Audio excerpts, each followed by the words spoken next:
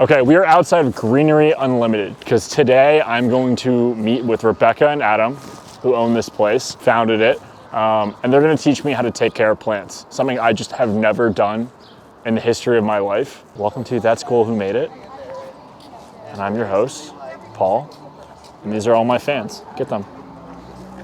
Get them. Autographs later.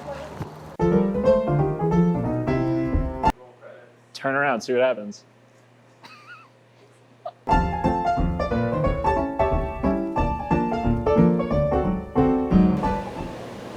Hey, would you sell this? This is literally why we're here. This thing's sick. Self-watering planter, dude. Who are you and what do you do? My name's Adam. My name's Rebecca. And we are the owners of Greenery Unlimited. Greenery Unlimited. Oh man. Say you're talking to a 27-year-old who's, never been able to take care of plants. It's like, those aren't for me. I don't have enough money to take care of plants. I don't have enough time.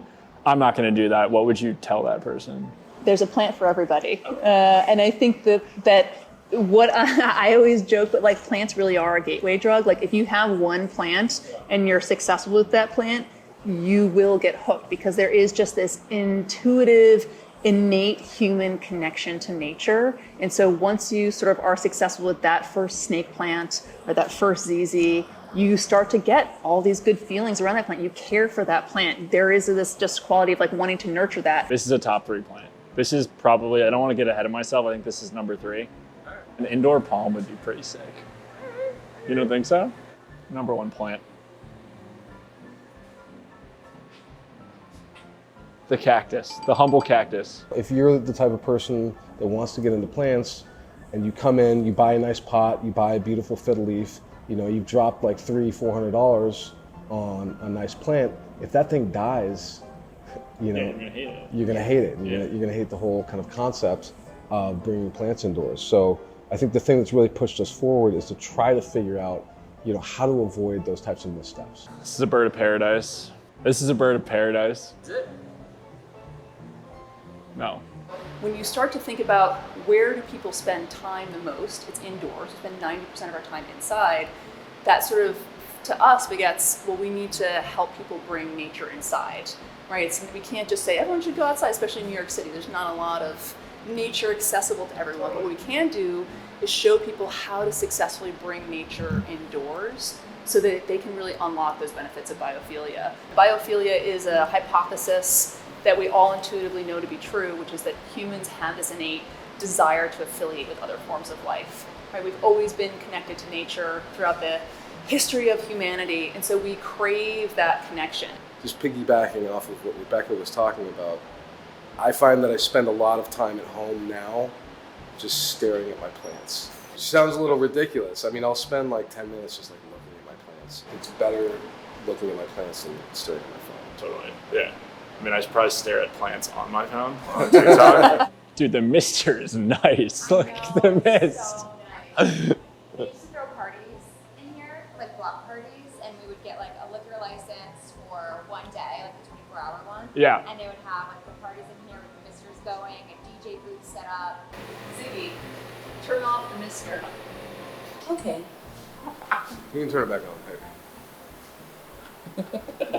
We own multiple businesses. We have 3 kids. We, at one point in our lives had hundreds of plants in our plant collection. Yeah. And as our life became more and more busy, our plants started to suffer. Like we can't actually keep up with watering a collection of hundreds of plants every week. I can't dedicate the time that I used to have to that. We have to be able to get this to a schedule that it's like once every 3 weeks, once every 6 weeks. So that was part of the emphasis of designing our own product. And what's really important is that the plants drink from the root system. And I think that's the biggest problem with plant care. When we're taking care of plants at home, we're top watering. Yeah. And so what happens a lot of time is people may not give enough water for that moisture to actually get down to the root zone.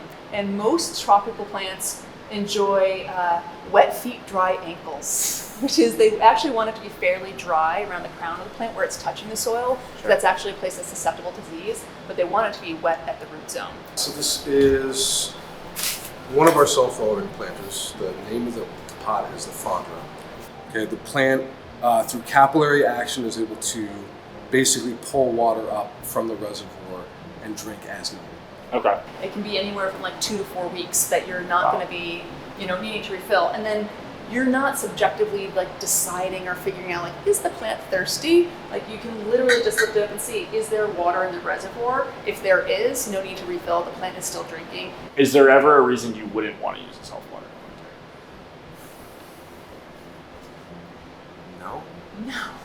No. Things to look for, and this is just in general plant care, not even specific to the bird of paradise, it's coloration. This is a soil probe.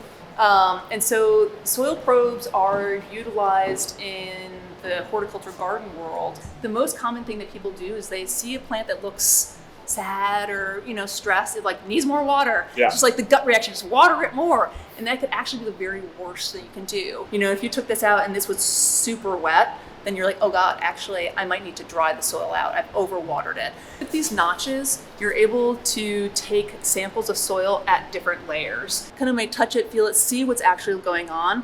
And in a perfect world, you'd actually see these different strata. So it'd be wet, drier, drier, drier, driest. And what's cool about this is it's a tool for taking the soil sample to see what's going on. But if you do overwater, if I did take this sample out and this was really wet, I could actually utilize this tool to aerate the soil as well. Because it's got this point here, just by creating this nice little pocket there, you're allowing air to get back down to the root zone to help this dry out. Gotcha. Sort of getting away from this mindset that things are disposable, like investing in pieces that are going to last 20, 30, 50 years. It's really about quality. Right. And so can you mirror and sort of match up quality with design with horticulture? Yeah. And that's what we try to do. Helpful.